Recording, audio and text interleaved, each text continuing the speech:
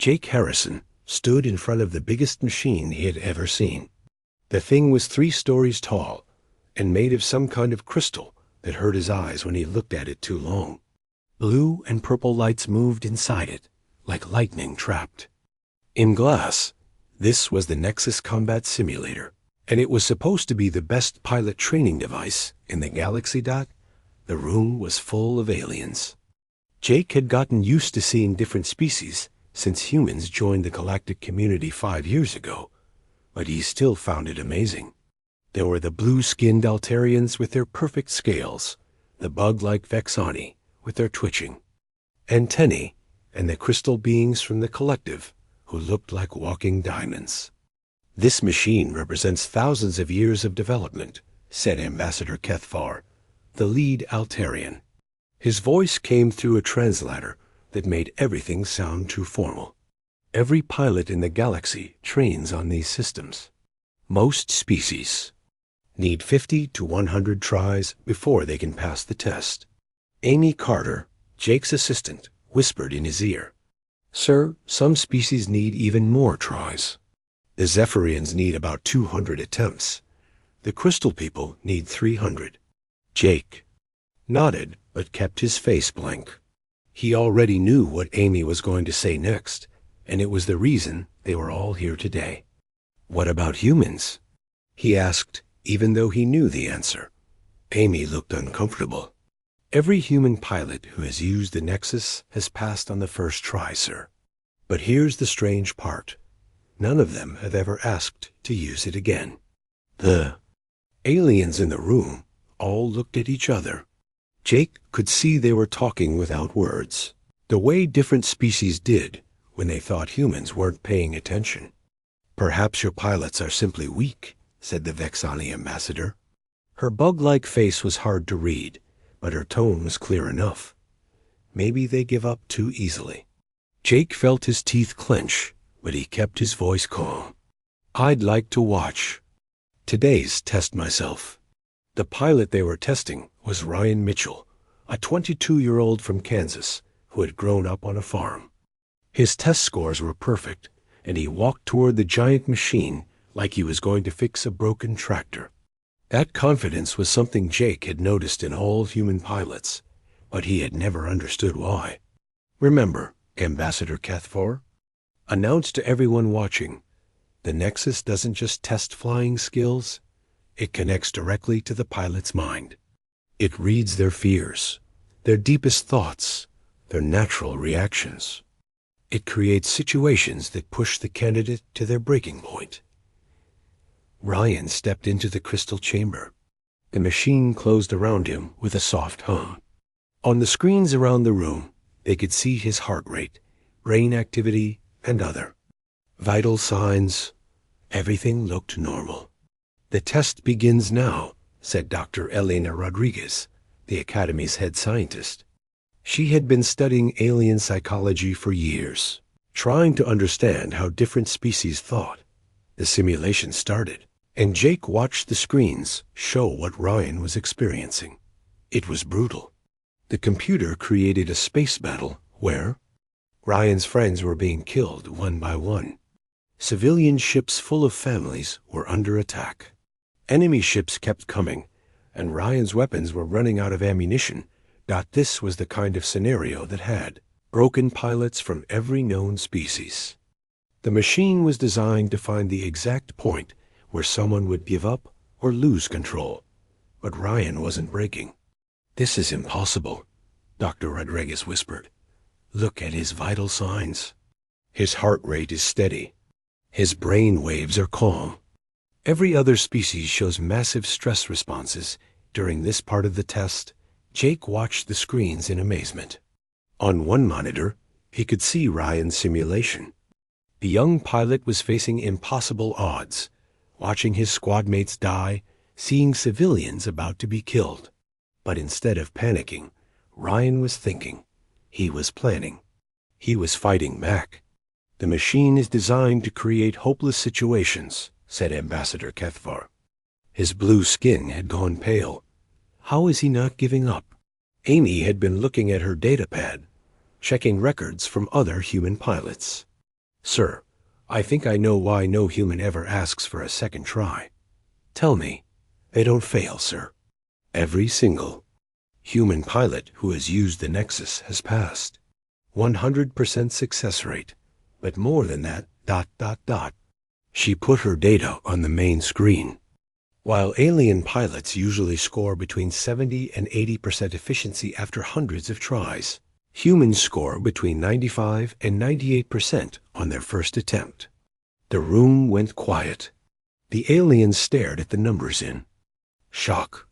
They're not just passing, Amy continued. They're doing better than the machine was designed to measure. On the screen, Ryan's simulation was getting worse. The computer was throwing everything at him. Moral dilemmas, impossible choices, certain death. The machine wanted him to choose between saving civilians and completing his mission, the kind of choice that had destroyed the minds of countless candidates. Ryan refused to choose. He decided to save everyone. What happened next made no sense. According to any known rules of space combat, Ryan began using tactics that the computer said had a 0.3% chance of working. He turned his damaged ship into a weapon, used explosions as cover, and coordinated attacks that shouldn't have been possible. But somehow, it worked. The simulation ended with total victory. Every civilian saved, every enemy destroyed, every mission. Objective completed. The crystal machine powered down, its lights changing from angry red to calm blue. When Ryan stepped out of the simulator, he looked tired but satisfied. He glanced at all the staring aliens, then at Jake. That was intense, he said simply. But I think I understand now why we only get one shot at this thing. The room stayed silent. Everyone was thinking the same thing, but no one wanted to say it out loud. Humans were different. Very different, and the galaxy was about to learn just how different they really were. The meeting room was packed with people trying to understand what they had just seen. Ryan Mitchell sat at a table facing a group of human and alien military officers. The screens around the room showed data from his simulation, and every number seemed impossible. "Ryan," said Commander Jake Harrison, "can you tell us what happened in there?" Ryan shifted in his chair. He looked uncomfortable with all the attention. "Sir, it wasn't like the practice simulations we did before. This one felt completely real. When I saw those civilians about to die, when my wingmates were calling for help." He paused, looking for the right words. "It stopped being a test. Those felt like real people counting on me." Dr. Elena Rodriguez leaned forward. She had been studying alien minds for years, but human psychology was still a mystery to her. The Nexus is designed to make everything feel real. That's the point. But what's strange is how you handled it. Most pilots become too scared to think clearly. You seemed to get better under pressure. "I wasn't getting better," Ryan said firmly. "I was terrified. But being scared doesn't mean you stop trying. It means you try harder." Ambassador Kethvor's translator crackled as he spoke. "You talk about fear like it's something useful. Most species treat fear as something that stops them from thinking clearly." "Maybe that's the difference," Ryan replied. "Where I grew up, fear was information. It told you what was important. In that simulation, I was afraid of letting people down. I was afraid of failing. So I used that fear to push myself, to find answers I wouldn't have thought of otherwise." The Visani ambassador's antennae twitched rapidly. This suggests humans have a different relationship with stress than other species. But it doesn't explain why no human has ever asked to use the simulator twice. Ryan was quiet for a long moment. "Because there's no point.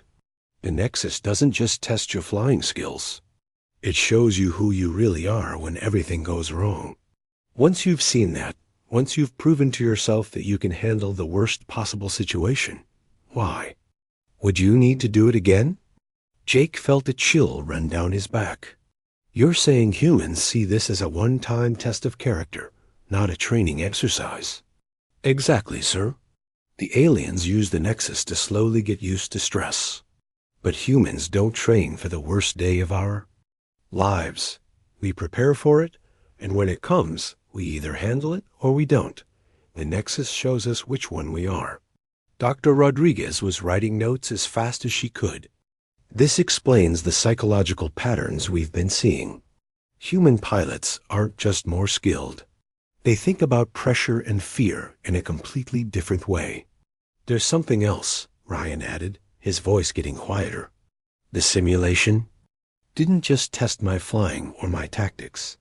It tested whether I was willing to sacrifice everything for the mission, whether I would keep fighting even when there was no hope left. And at the end, when I thought I was going to lose everything ...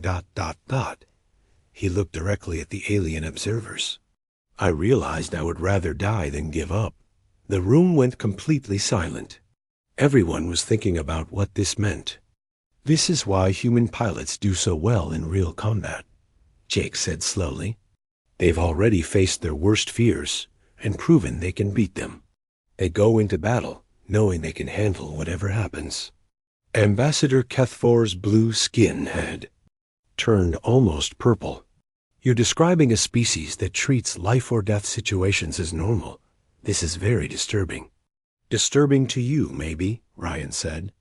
But when people are shooting at you, and others are counting on you to bring them home safely, you want someone who has already looked death in the face and didn't back down.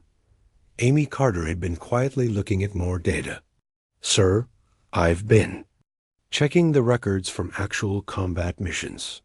In every battle where human pilots participated, our casualty rates dropped by 40%. Mission success rates went up by 60%. She put new numbers on the screen. Human pilots have a 95% survival rate in situations that kill 70% of pilots from other species. The aliens stared at the data in shock. The numbers were clear, but they seemed impossible. It's not just that they're better trained, Amy continued. It's that they think about acceptable risk differently than everyone else. Dr. Rodriguez nodded. The Nexus revealed something we hadn't fully understood about human psychology. When faced with impossible odds, humans don't just change their tactics. They change the rules of the game entirely. A new video began playing on the screens. It showed combat footage from a recent battle. Human pilots could be seen doing things that defied everything the aliens knew about space combat. They were taking risks that should have killed them, but somehow turning those risks into victories. Look at this, Jake pointed to the screen. Lieutenant Sam Torres was outnumbered 20-1.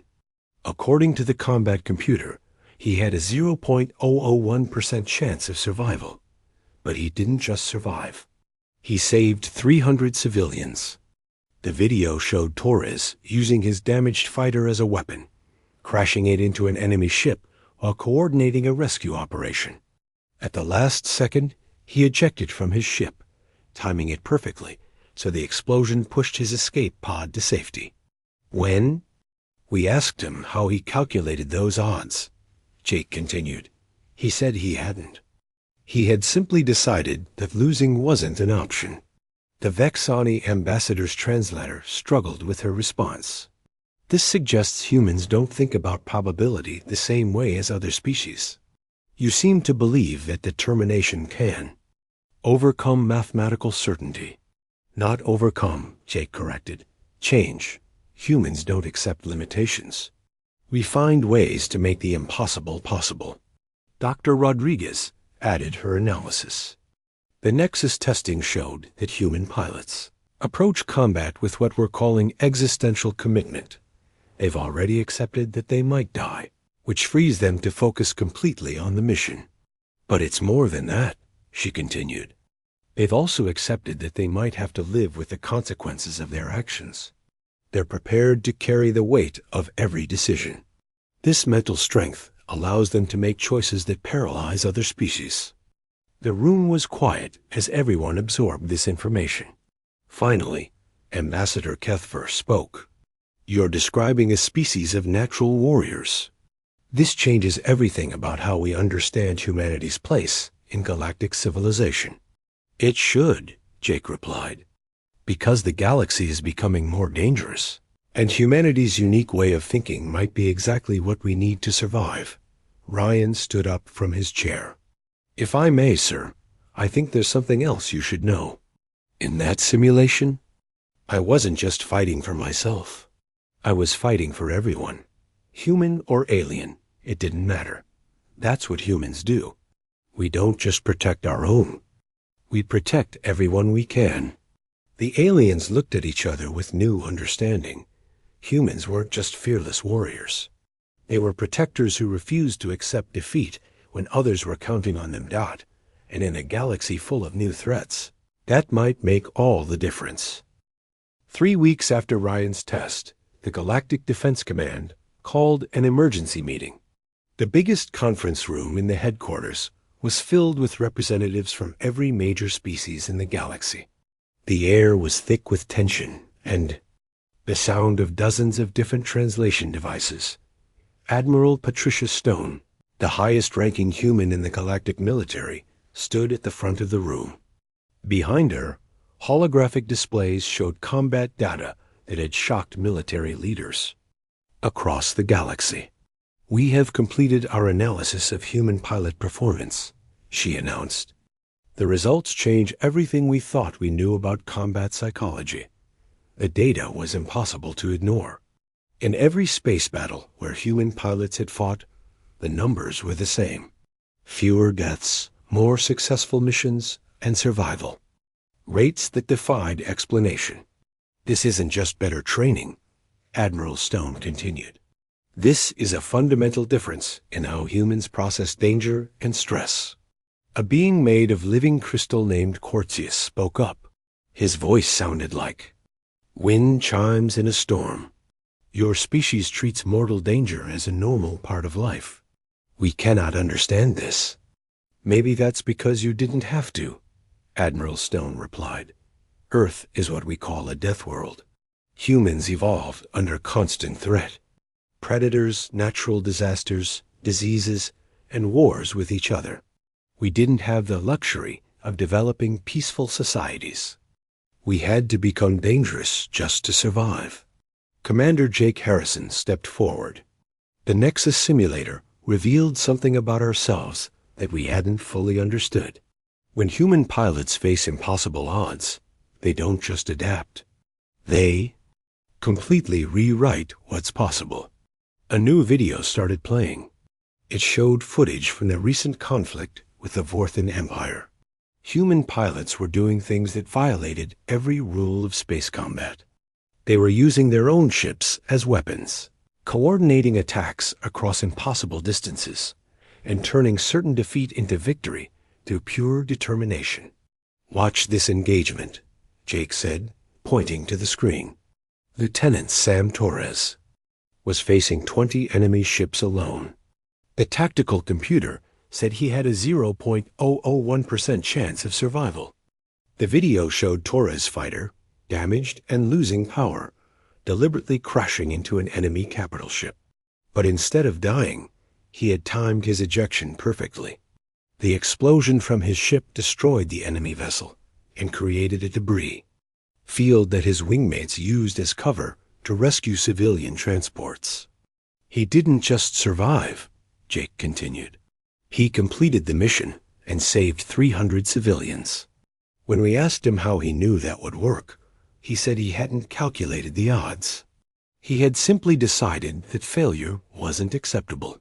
The Vexani ambassador's compound eyes focused on the screen. This suggests humans don't calculate probability the same way as other species. You appear to believe that willpower can change mathematical certainty. Not change, Admiral Stone corrected. Ignore. Humans don't accept limitations that numbers suggest. We find ways to make the equation work in our favor. Dr. Elena Rodriguez, who had been studying the psychological data, presented her findings. The Nexus testing revealed that human pilots enter combat with what we call existential commitment. They've already accepted that they might die, which allows them to focus entirely on the mission. But there's more, she continued. They've also accepted that they might have to live with the consequences of their actions. They're prepared to carry the weight of every decision, every loss, every victory. This psychological strength allows them to make choices that would paralyze other species. A new set of data appeared on the screens. It showed brain scans from human pilots during combat compared to other species. The difference was startling. Look at these neural patterns, Dr. Rodriguez said. When facing extreme stress, most species show decreased activity in decision-making areas of the brain. But humans show increased activity. Stress makes them think more clearly, not less. The room was silent as the implications became clear. The Altarian ambassador finally spoke. You're describing a species that has evolved to thrive under conditions that would destroy others. This is beyond our understanding. It's beyond our understanding, too, Admiral Stone admitted, but it's reality. And it's changing how we think about galactic defense. Captain Lisa Davis, who had been quietly observing, stood up. If I may, there's something else we need to discuss. It's not just how humans fight, it's how we think about fighting. She activated a new display showing tactical analyses from recent battles. In traditional galactic warfare, the goal is to minimize risk and maximize advantage. Battles are won through superior numbers, better technology, or tactical positioning. But humans fight differently, she continued. We don't try to minimize risk, we try to control it. We don't wait for superior numbers. We create them through coordination and timing. We don't rely on better technology. We use whatever we have in ways no one expects. The examples were everywhere. Human pilots turning cargo ships into weapons, using gravity fields as tactical tools, coordinating attacks across multiple dimensions of space and time. They were rewriting the rules of warfare in real time. This is why the Nexus simulator was so revealing, Captain Davis explained. It wasn't testing whether humans could handle stress. It was testing whether stress could handle humans. Ryan Mitchell, who had been listening quietly, raised his hand. I am, if I may add something. It's not that we're not afraid. We're terrified most of the time. But we've learned that being scared doesn't mean you stop fighting. It means you fight smarter. He stood up, looking around the room at all the different species.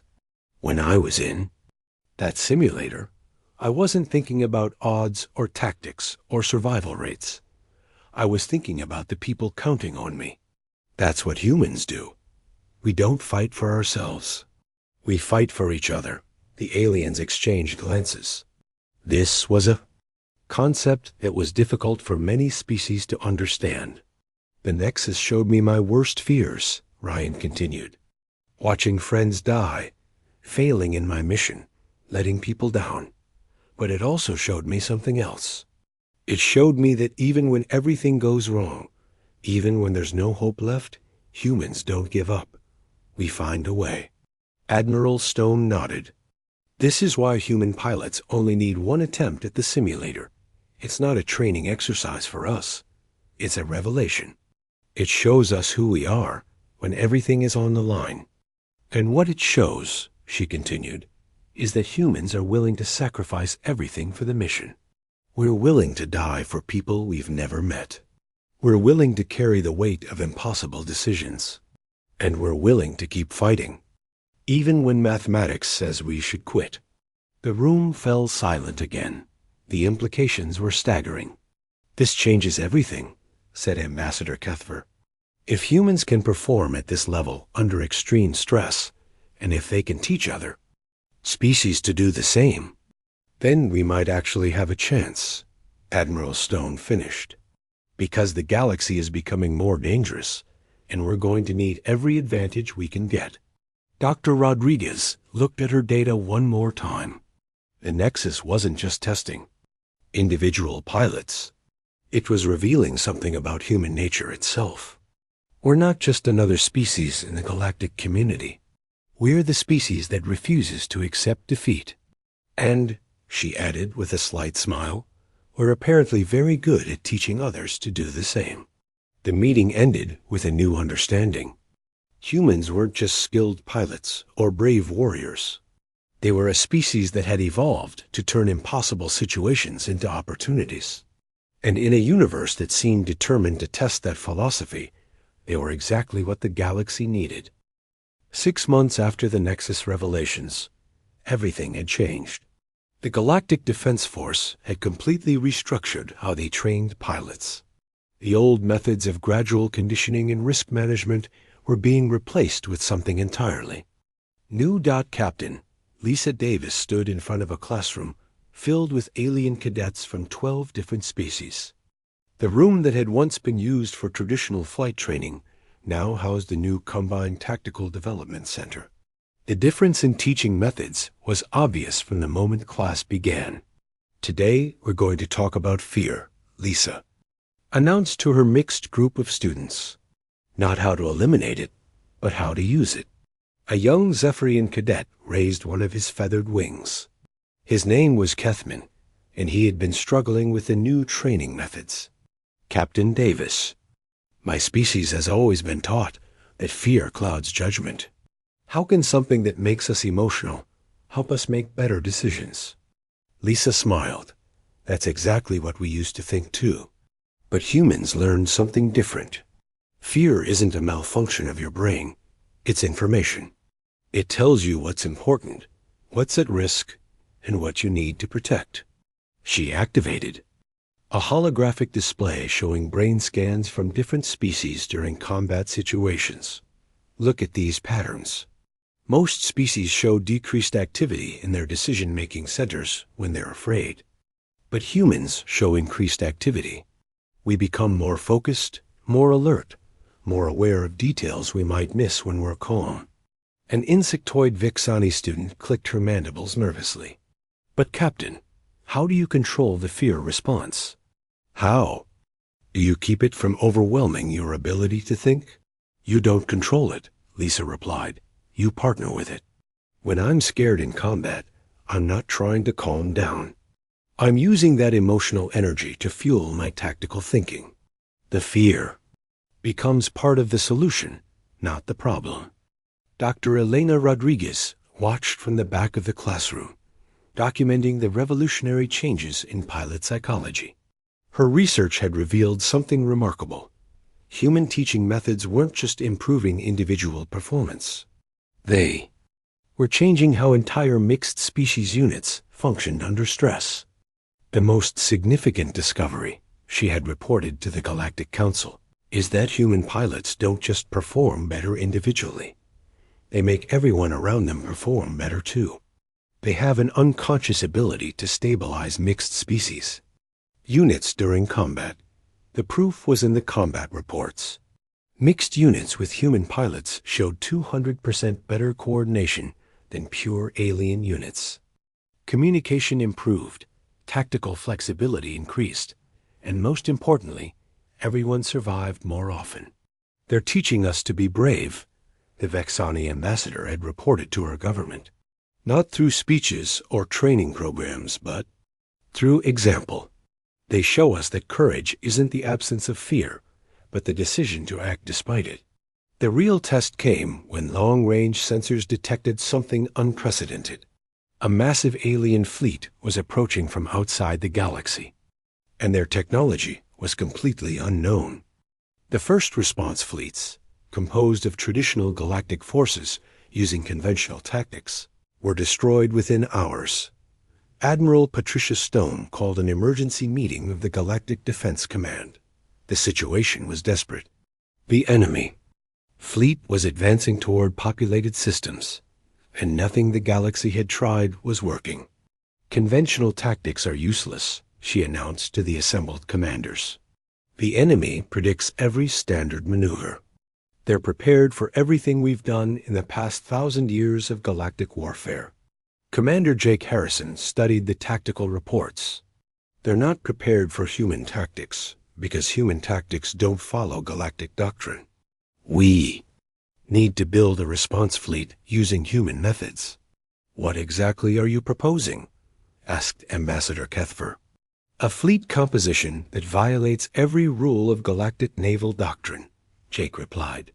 Instead of massive capital ships with fighter escorts, we use smaller, faster vessels with mixed crews trained in adaptive combat. The alien commanders looked skeptical. You're talking about abandoning proven methods for experimental theories. I'm talking about using the only methods that have consistently worked against superior odds, Jake corrected. Human methods. Admiral Stone made the decision. We'll build the fleet Commander Harrison's way. Captain Mitchell, you'll command the lead squadron. Ryan Mitchell, now a full captain, accepted the assignment with the same calm confidence he had shown in the simulator. Yes, ma'am. What are our rules of engagement? There are no rules, Admiral Stone replied. That's the point. You're authorized to use any tactics necessary to stop this enemy. The fleet that assembled at the edge of the galaxy was unlike anything in military history. Small, fast ships crewed by mixed human-alien teams. No traditional battle lines, no standard formations, no conventional tactics. When the enemy arrived at the Kepler system, they found the defending fleet scattered across the entire solar system in what appeared to be a chaotic deployment. The enemy commanders, confident in their superior technology, moved in for an easy victory. They had no idea what they were about to face. Mitchell to all units. Ryan's voice crackled over the communication system as enemy forces closed in. Standard tactics haven't worked against these guys. We're going to have to get creative. What followed was the most unconventional space battle in galactic history. Human pilots turned their ships into guided missiles, used asteroid fields as weapons, and coordinated attacks across multiple dimensions of space-time. More importantly, they convinced their alien crewmates to abandon everything they had been taught about acceptable risk. The Zephyrian pilot Kethman, who had struggled with fear in training, found himself flying directly into enemy weapons fire to provide cover for a rescue operation. But instead of being paralyzed by terror, he was energized by it. The fear told him that the civilian ship he was protecting mattered more than his own safety. I understand now, he transmitted to his squadron. The fear isn't trying to stop me. It's trying to help me. The Vexani navigator who had questioned human methods found herself calculating impossible trajectories that allowed her ship to attack from angles that shouldn't have existed. Her training said the maneuvers were suicidal, but her human crewmates had taught her to redefine what was possible. Navigation says this course will kill us, she reported to her captain. Then we'll have to not die, came the reply. Plot the course. The battle lasted 18 hours. When it ended, the enemy fleet was destroyed, but more importantly, the galaxy had learned something that would change everything. After action reports are coming in, Amy Carter reported to Admiral Stone. The enemy was defeated not through superior firepower or technology, but through tactical innovation. Every human-led unit improvised solutions that the enemy couldn't predict or counter. And the alien crews? Admiral Stone asked. They adapted to human methods faster than we expected. Fear-based tactical thinking, risk acceptance, and solution-focused problem-solving. They're learning to think like humans. Dr. Rodriguez presented her analysis. The psychological profiles of galactic pilots are shifting. Exposure to human tactical thinking is changing how other species process stress and danger. They're becoming more psychologically flexible. We're not making aliens into humans, she explained. We're teaching them to access parts of their own psychology that their species had previously considered too dangerous to explore. The galaxy had learned that humanity's gift wasn't just courage or skill. It was the ability to look at impossible odds and respond not with despair, but with innovation. To see certain death not as an ending, but as a challenge to overcome doubt, The Nexus simulator still stood in the academy, but now it served a different purpose. Instead of testing individual pilots, it had become a training tool for mixed species. Crews learning to think like humans. The pass rate had improved dramatically across all species, but more importantly, the psychological profiles of galactic pilots had begun to change. "We're teaching the galaxy to be human," Admiral Stone observed, "not in biology, but in spirit. We're showing them that impossible just means you haven't found the right solution yet." And in a universe that seemed determined to test that philosophy, it was exactly what everyone needed to survive. 2 years after the first Nexus test, the galaxy was a different place. The Galactic Defense Force had completely changed how they approached warfare, training, and crisis management. The old methods of careful planning and risk avoidance had been replaced with something the aliens called human thinking. Captain Ryan Mitchell stood on the bridge of the GDF Horizon, watching his mixed crew of humans and aliens work together during a training exercise.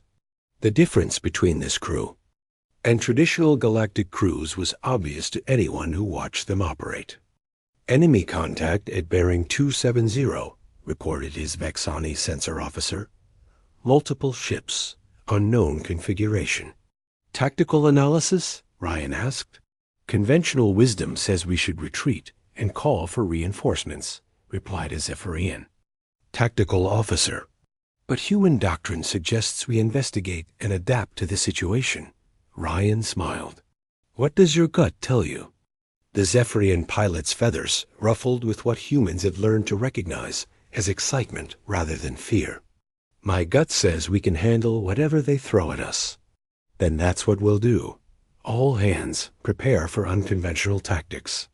The training exercise was designed to test the new mixed crew capabilities. The enemy force was actually a simulation, but the stress and decision-making requirements were real. What happened next demonstrated how much the galaxy had changed. Instead of following standard fleet doctrine, the crew began improvising. They used their ship's cargo bay as a weapon launcher, turned their communications array into a sensor disruptor, and coordinated with other ships using methods that had never been attempted before. "This is impossible," transmitted the commander of another ship. "We're outnumbered 3-1.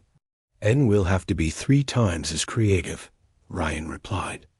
"All units, ignore the tactical manual. Trust your instincts and work together." The battle lasted 2 hours. When it ended, the mixed crews had achieved total victory against odds that should have been impossible. But more importantly, they had done it without losing a single ship or crew member. Commander Jake Harrison watched the exercise from the Academy's command center. "Status report, Amy." Lieutenant Amy Carter, now a full commander herself, reviewed the data. All objectives achieved with 0 casualties. "The mixed crews are performing at levels that exceed our best projections. And the psychological profiles? Remarkable. Sir, the alien crew members are showing the same stress adaptation patterns as humans. They're learning to use fear as a tactical tool rather than an obstacle." Dr. Elena Rodriguez joined them at the observation deck. "The changes go deeper than just combat performance. We're seeing alterations in how different species approach problem-solving in general. They're becoming more flexible, more creative, more willing to take calculated risks." "Are we changing them into humans?" Jake asked. "No," Dr. Rodriguez replied. "We're teaching them to be the best versions of themselves. Humans didn't invent courage or creativity or determination. We just developed a particular way of accessing those qualities under extreme stress."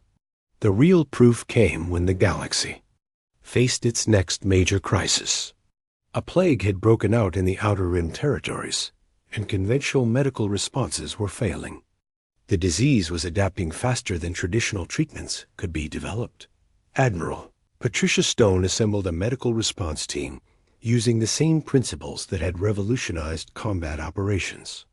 Instead of following standard protocols, The team was authorized to improvise and adapt in real time.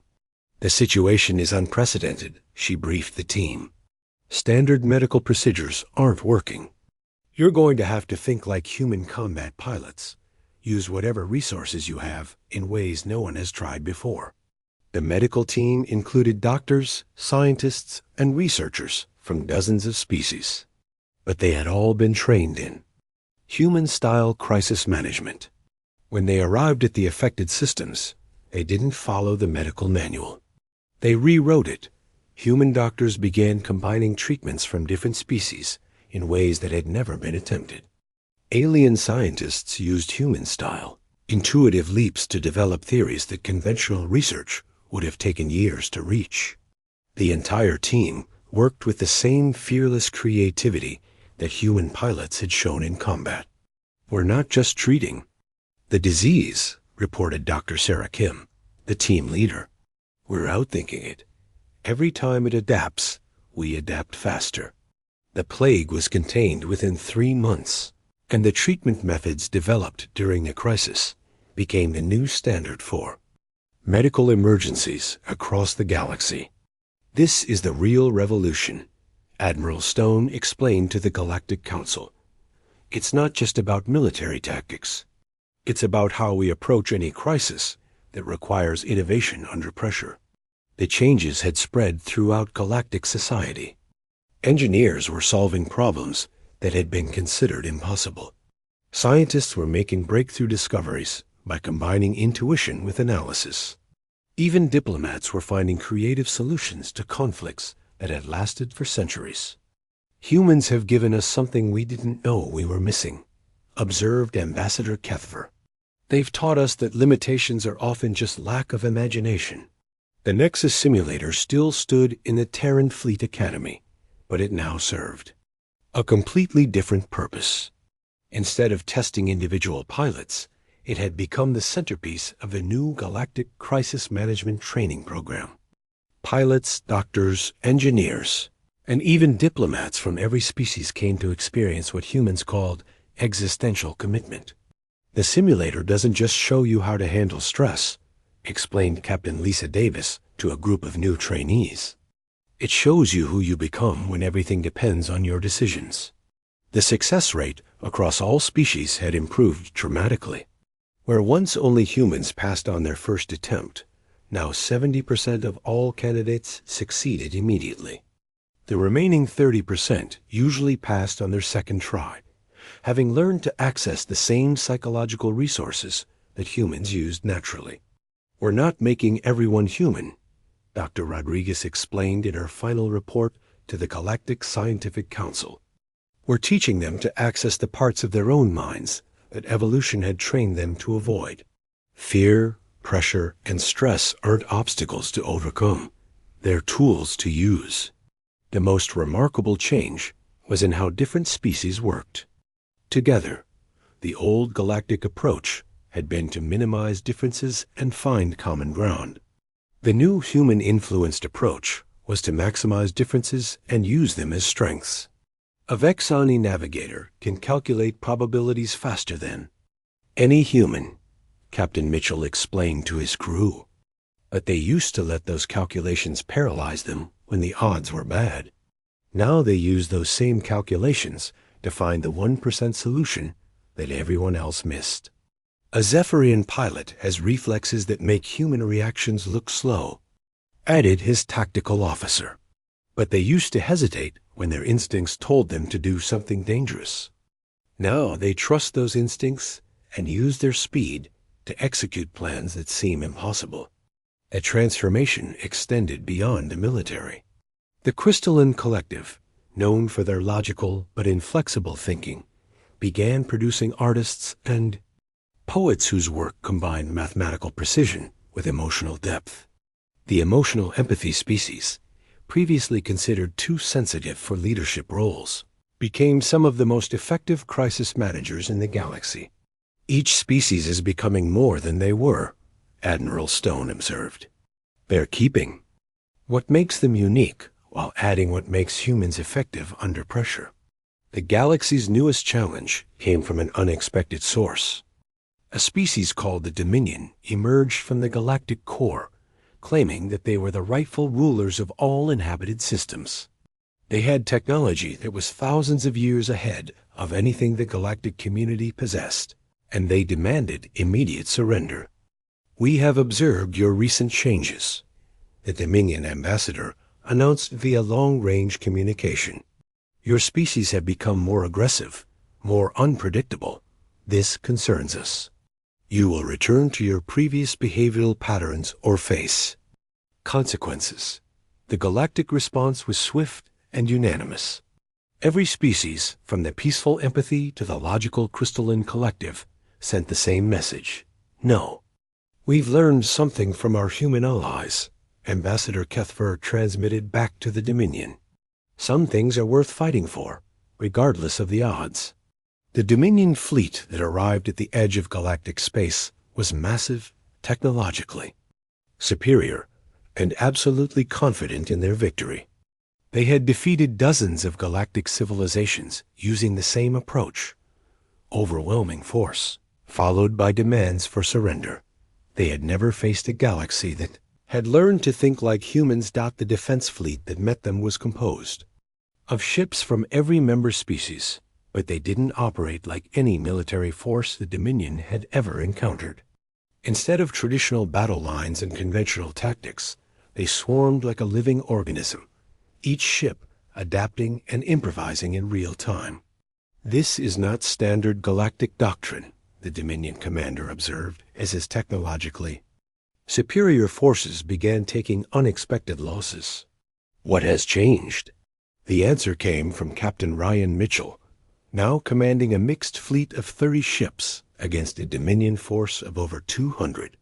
"We learned something important. Technology doesn't win battles.